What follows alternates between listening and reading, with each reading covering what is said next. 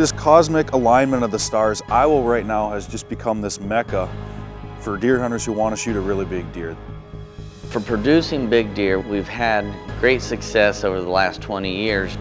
If this was in a rifle state where you could shoot deer, shoot those bucks at 400, 500, 600 yards with an ultra mag, they wouldn't reach the age structure that they have here.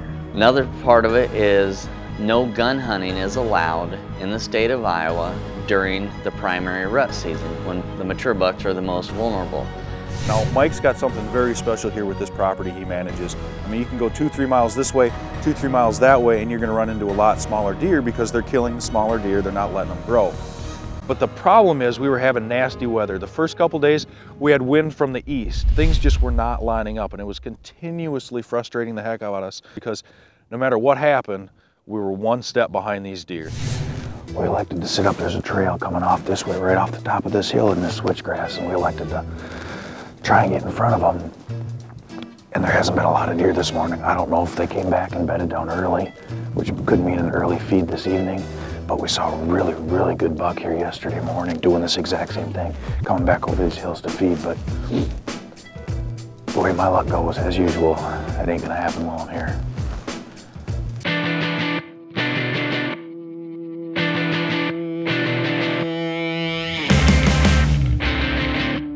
It could be a long sit, but we've already got deer in the food plot, so that's gonna make things go real quick. This is the one we've been waiting for. The property owner has seen about a 145-inch buck. He's got like a club foot on him, like he's got hoof rot or something like that. He's bedding over here, hitting the food plot, hitting water over here, not having to go more than 200 yards in any given day. So he's the deer we're looking for. There's other good bucks in here, but he's the one we're looking for.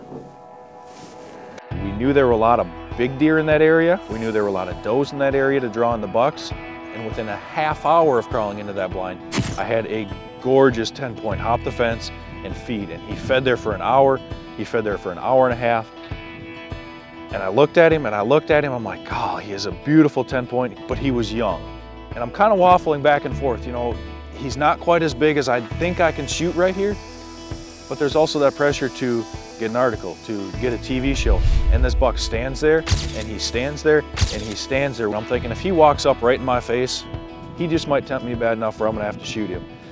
And with about 15 minutes of shooting light left, that's exactly what I did. He was standing there at 40 yards, just absolutely beautiful. And when he's that close, standing all puffed out like this, he looked fantastic. And I'm looking at him, and literally through his antler tips, I saw clubfoot, and I'm like, that's it. I grabbed for the gun immediately, pushed the window open as far as we could get it. Cameraman shuffling, I'm starting to shake, and clubfoot comes right to the fence. He stands there, and this doggone little 10-point goes over to that deer, bristles up, and they both work south down where I can't see them. I'm like, and I didn't have a shot at either one of them. Just like that, I had gone from 2 shooters in front of me to nothing. Our Matthews Minute is up next. Then we return to Iowa to see how Luke's hunt resolves. I'm down to 5 minutes. It's almost dark. I had a glimpse of the deer I wanted to shoot. He was every bit as impressive as I thought he would be. So I'm waiting. You're watching North American Hunter.